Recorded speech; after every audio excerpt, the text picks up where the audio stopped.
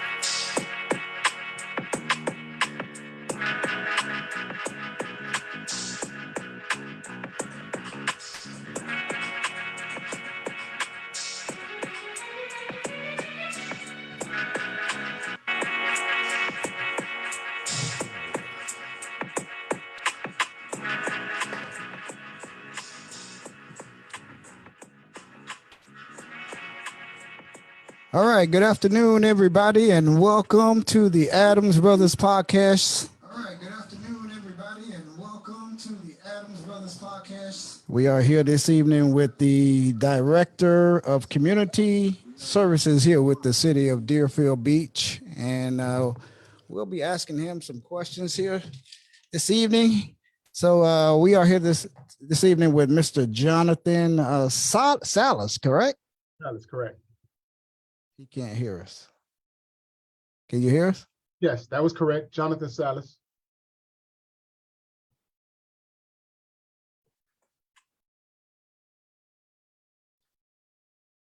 For some reason, we can't hear him.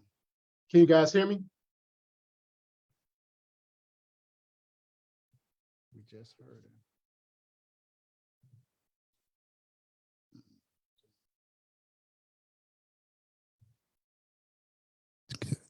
Can you hear us, Mr. Silas? Silas?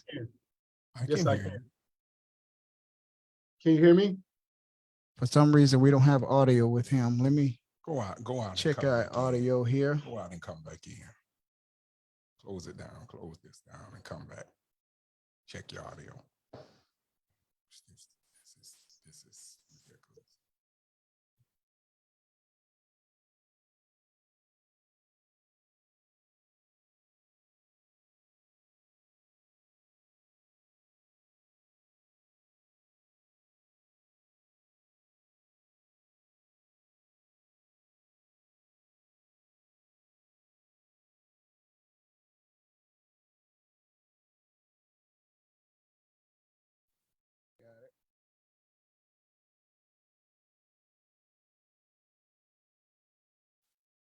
This is ridiculous.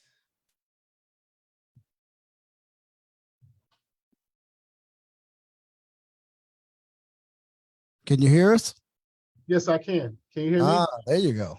There you go. All right. We are back. We had a little technical difficulties. We do apologize for the technical difficulties. This is technology we're dealing with here. But again, we are here this evening with Mr. Jonathan Salas. He is the Director of Community Services with the City of Deerfield Beach. Mr. Salas, welcome to the Adams Brothers Podcast. We're just glad to have you on our show. So thank you, Wayne and Daryl. I appreciate you guys, and good evening to all your listeners. As they mentioned, my name is Jonathan Salas, and I'm the Director for the Community Services Department for the City of Deerfield Beach. I've been with the city since 2017. I served in multiple capacities within the city. In my previous stint with the city, I served in the Legislative and Community Affairs Department, which was eventually merged with the Center for Active Aging in October of 2021, and we're now the Community Services Department. A little bit about myself. I have a beautiful wife and 3 kids. I attended Florida A&M University, located in Tallahassee, Florida. Rattlers. That's it. As we often say, we sit on one of the 7 highest hills in Tallahassee where the orange is bright and the green is tighter, and we're known to strike, and strike again. So I got to make sure I plug my university appropriately. I was just in Tallahassee this weekend for graduation, and I was reminded of the criteria that we attested to upon graduation, where we're it's FAMU today, FAMU tomorrow, FAMU forever. So I'm making sure I give my school the proper recognition. So that's a little bit about me and my background. I guess whatever questions you guys have, I'm open, and I'll provide an answer to make sure I answer whatever questions you guys have. And they were victorious over the Bethune-Cookman Wildcats at the Florida Classic. Oftentimes we Congratulations too. So we want to go ahead and ask you a couple just random questions here. You know, you are the director of community services, and tell us what kind of some of the programs that you have and that you offer the residents of Deerfield Beach. So a little bit about the community services department. We're kind of like a human services division of the city. So we offer services to our seniors as well as to all of our residents. So we're like a one-stop shop. So I'll talk to you a little bit about our senior center, and then I could tell you about some of our housing programs and some of the other programs we offer. So we're the Northeast focal point at the Braithwaite Center for Active Aging, where we educate, elevate, and cultivate our senior residents. So a part of us being a Northeast focal point, we have a designation that we were designated by the state of Florida. And with that designation, we have a catchment area of individuals that we're able to serve. So the areas that we serve here in Deerfield Beach is, of course, Deerfield Beach, Pompano, Lauderdale by the Sea, Lighthouse Point, Hillsborough Beach, and Sea Ranch Lakes. So those are the cities that constitute the city's designation, which we were designated in 1981 by the Area on Agency from Broward County. So to join our center, the eligibility criteria is you must be 60 years or older living within one of those cities that I just mentioned. With the construction of our new center, we're looking to expand and capture more residents. So we're looking to change that number from 60 to 55. However, currently you must be 60 years of age to attend our center. So the Northeast focal point, we get funding from the Department of Elder Affairs. So with those fundings, we're able to carry out several programs that I'll talk about a little more in depth as we continue our interview.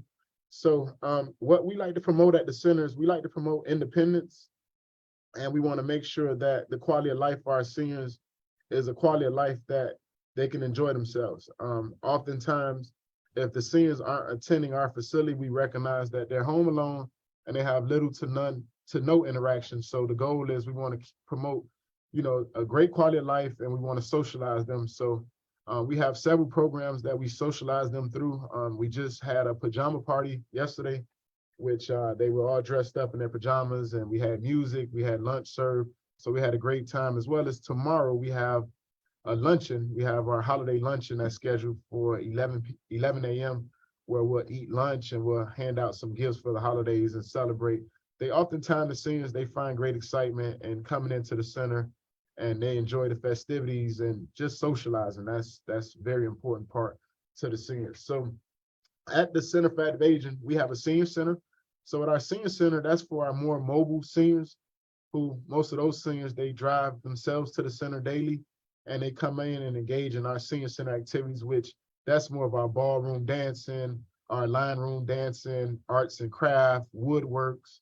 We do bingo, we do music bingo. So those are our seniors who are able to transport themselves on a daily basis. And then we have our adult daycare and our Alzheimer's daycare. So those seniors, they require a little more attention. So with those seniors, we have a daycare which has been closed due to the pandemic, which we're looking to reopen in January of next year. And with our Alzheimer's daycare and our adult daycare, we have a 7-to-1 ratio with certified nursing assistants that are around the clock there with them from 8 to 5. And these, in adult daycare, these seniors they enter the facility at 8 a.m. and they leave at 5. So they're there with us pretty much for the entire day, which we provide them breakfast, lunch, and snacks throughout the day. And then another component of the center is we have a preschool, which we were able to partner with Bezos Academy, and they're going to be bringing in a preschool for kids ages 3 to 5, which there'll be 2 classrooms that'll hold a total of 20 students per class. So we're very excited about that partnership with the Bezos Academy, because it allows us to implement our intergenerational campus, which that's very important towards the city. So when we start talking about some of the programs that we offer as well for your listeners so that they're aware with the programs we offer, because oftentimes when I'm out in the community and I talk about the program and the center, there's this, I didn't know you guys were there. So I want to make sure that everyone knows we're here and what we offer. So some of our programs that we offer also is counseling. We offer individual counseling as well as group counseling. Oftentimes, sometimes our seniors, they find themselves a little depressed when they lose loved ones or when they see that the people that they're socializing with, they're not here today. They were here tomorrow. They was here the day before. They're not here today. So sometimes, oftentimes, when they're dealing with death and things like that, they tend to get a little sad. So we offer counseling. We also have recreational activities. We promote health and wellness. So we promote health and wellness through, we'll have chefs come out to the center and promote healthy eating styles, teach the seniors how to minimize their salt intake, sugar intake, what seasonings to utilize when cooking and preparing their meals to, keep them as healthy as possible. We also provide caregiver training, which oftentimes a lot of people lose sight of the caregiver because oftentimes we're so concerned with the actual senior that we don't realize the burden that is upon that caretaker to make sure that, that senior has all the tools that's necessary to survive. So we also offer caregiver training where, we just give our caregivers some inspiration. We give them techniques, tactics, how to help a senior out of the bathroom. If they were to fall, how to help them get up and things like that. We also have a information referral component to the center where if we can't help you, we will refer you to where they can help you. We also we offer transportation services. So if you're in one of those cities that we extend our services to, as I mentioned, Deerfield, Pompano, Lauderdale by the Sea, we have transportation services that can transport you to and from the center. We also offer EHEAT, which is our energy assistance program through FPNL, where we can assist seniors who are having hardship with paying their light bill once a year. So currently right now, we're in the registration bliss. And with our registration bliss, what we're trying to do is all of those seniors who aren't familiar with the center, we want to make sure that we can register them and get them engaged in our festivities and activities. And the reason being, next year we'll move into our new facility and we're moving into a $14 million facility. And I can assure you that it's a good problem to have, but we're going to run out of space. Excuse me, we're going to run out of space and we're excited to fill the facility up. So right now we're registering as many seniors as we can because we can identify that there are seniors in Deerfield Beach who aren't aware of our services and they haven't been attending our services. So our registration bliss, we were just in the Palms yesterday and we were in the Palms and we were also in Stanley Terrace registering our seniors, and we have a schedule that we plan on carrying out in the new year, which will be at Praxis, we'll be at Century Village, we'll be hitting B'nai B'rith. So we're going to hit all of our communities within Deerfield that we are aware that we have seniors. Is there a registration fee? No, there is no registration fee to attend the center. Mm-hmm. Must be 60 years of age. Right. Senior, living in one of our cities that I mentioned, and we'll register you. It's a simple process. Typically, we'll go out to your home and make sure that you're suitable for the facility. So we have a case manager where every time someone registers, he'll go out to their home and make sure that they can use the restroom on their own and they can sit and stand and that type of thing. Once that assessment is done, it's pretty much downhill from there. We'll see you today. Right. Now, I heard you mention a lot of programs, but I don't know if I missed it, but I'm going to mention them. I heard two programs that here in the Black community, they love to play, and that's spades and dominoes. And I don't know if I heard you mention those two games there, but will there be any spades and dominoes included into some of those programs?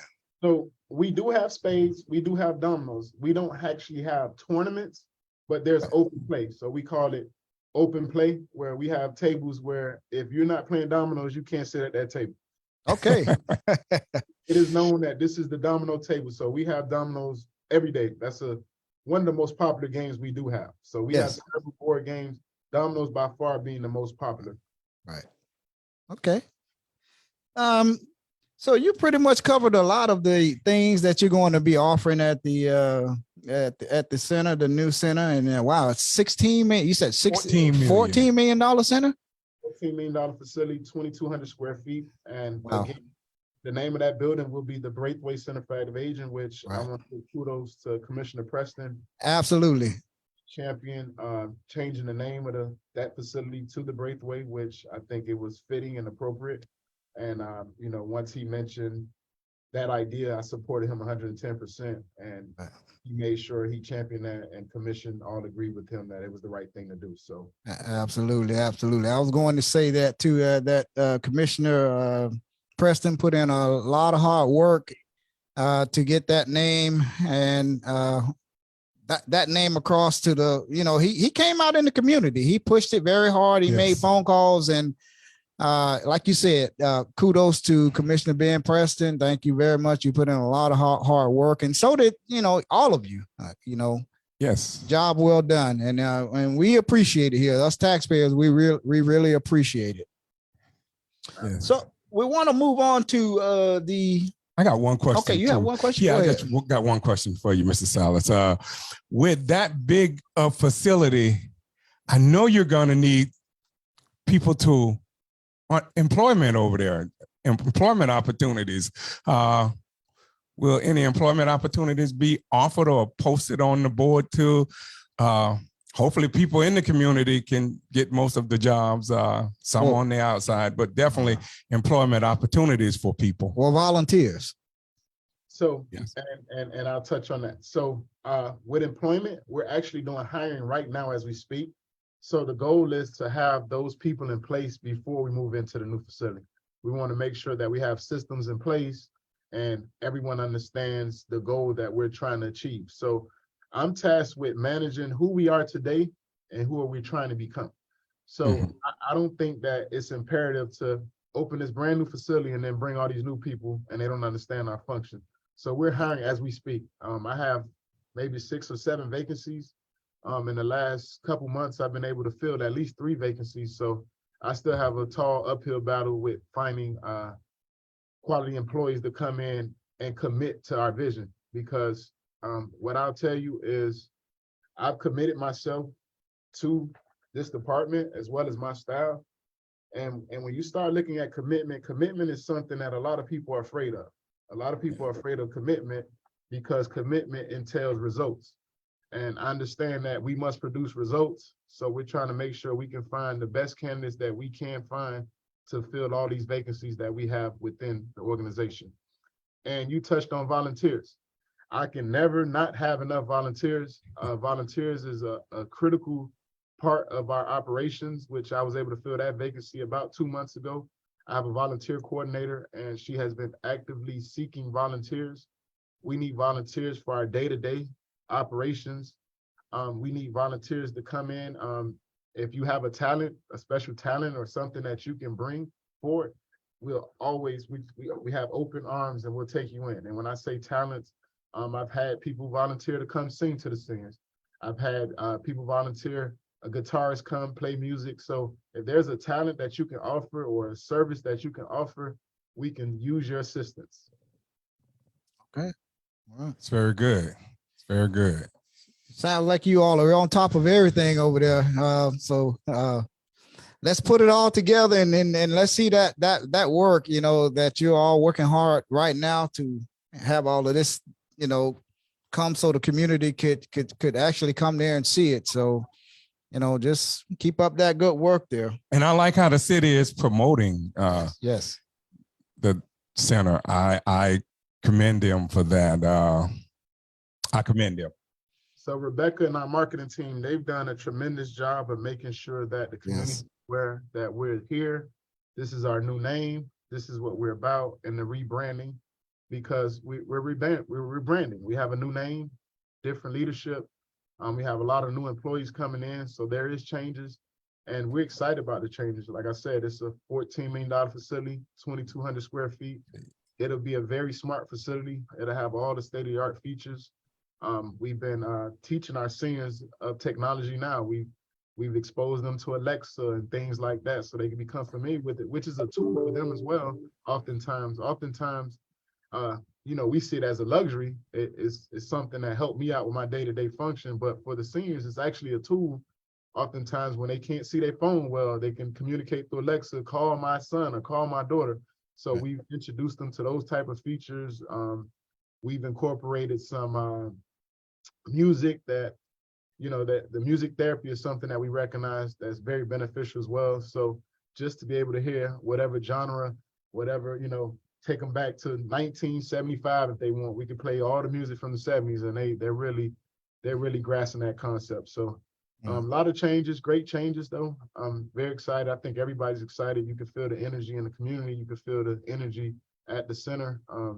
Like I said, we had a great pajama party yesterday. You could just feel the energy inside the building. Okay. All right. Well, let's talk about some of the grants that the city of Deerfield Beach offers. I know it was 3 grants, but as we talked off camera, we touched on that. Now it's 2 grants. Could you tell our viewers about the grants that the city of Deerfield Beach offers?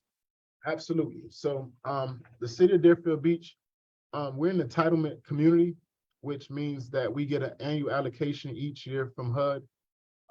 And through HUD, these funds are called CDBG, Community Development Block Grant Funds. And with these funds, we allocate a large portion of these funds towards our housing programs. So for fiscal year 22, to give you an understanding, we allocated some funds to a playground. We're gonna add a new playground at Oviedo McKeithen Park. So some of those funds from CDBG is to upgrade the playground there. Some of those funds also fund our transportation services. As I mentioned, we have transportation services that get our seniors around the city, which will take them to Publix, doctor appointments, Walmart, and things like that. So the vast majority of these funds are utilized for our housing programs, which we do have a grant. We have 2 housing programs. So one is our housing rehabilitation program, which we offer up to $70,000. The key word is up to $70,000 to rehab your home. And when we say rehab, oftentimes I like to tell people it's designed to hurricane harden your home.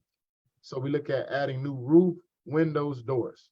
So, and the price of construction is pretty high right now. So on the average home, $70,000 will give you roof, windows, and doors. If you have more money available, then we can start looking at other things like if your AC needs to be replaced, if your water heater needs to be replaced. I've done electrical panels. I've run into homes where there's plumbing issues.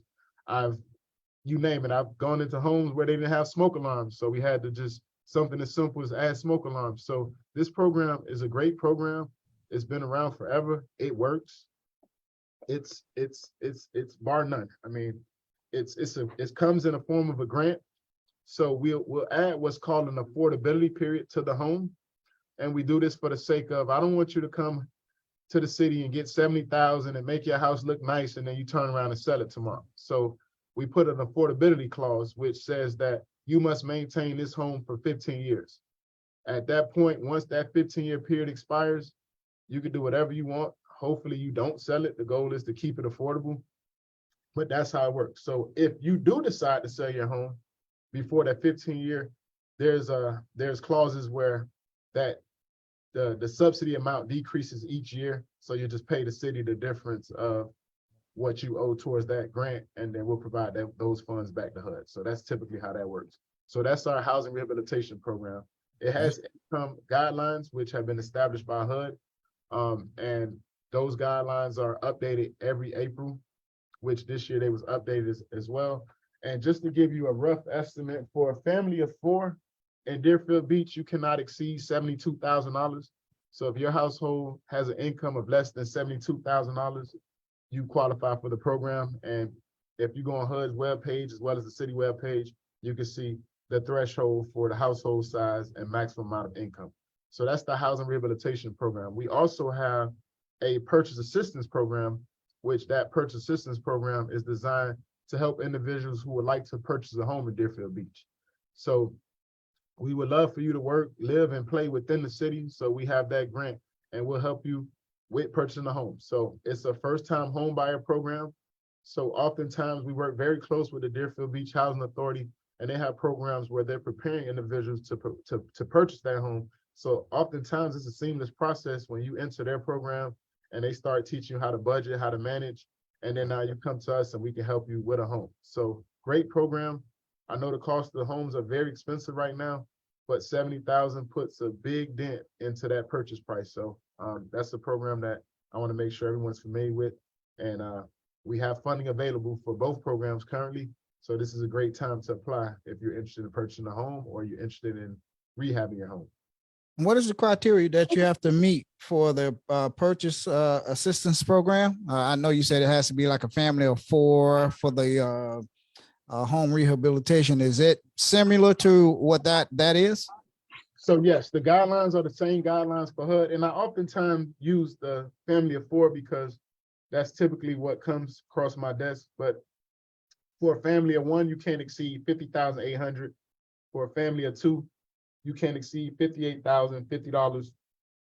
For a family of 3, you can't exceed 65,300. For a family of 4, it's 72,550 is the exact number, and it goes all the way up to 8. So based on your household size, you can't exceed that income to qualify by HUD standards. And you know, Mr. Salas, at the last Commissioner Preston's last meeting, it was residents in the audience. One resident was Barry McMillan.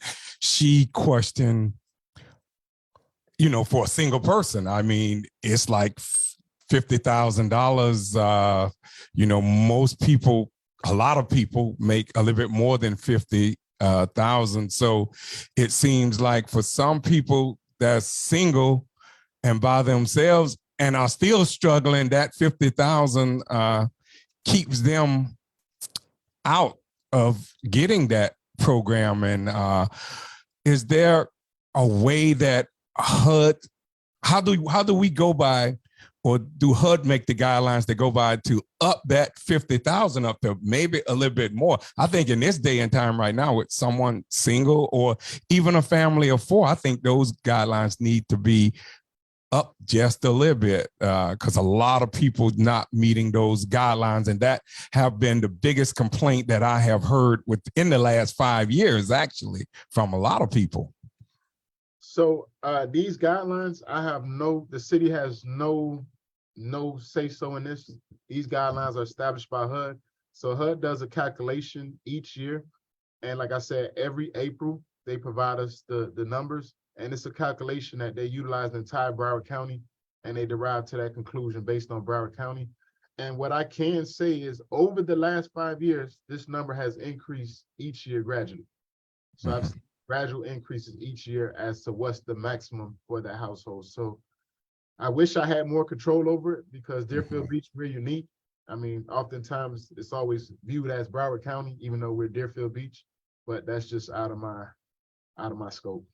Right. And I just hope in the future that it can go up a little bit, because I know a lot of my neighbors, a lot of people have, you know, asked about it, and they're right over that 50,000 by like 52, 53, and they really need it. I mean, I seen houses on my street where that really needs work done to it, and they just add that over $50,000 guideline in some way, or, you know, and even with the family of 4, between the 2 people, sometimes they make just a little bit over the guidelines. So hopefully in the future, HUD can continue to up it up a little bit.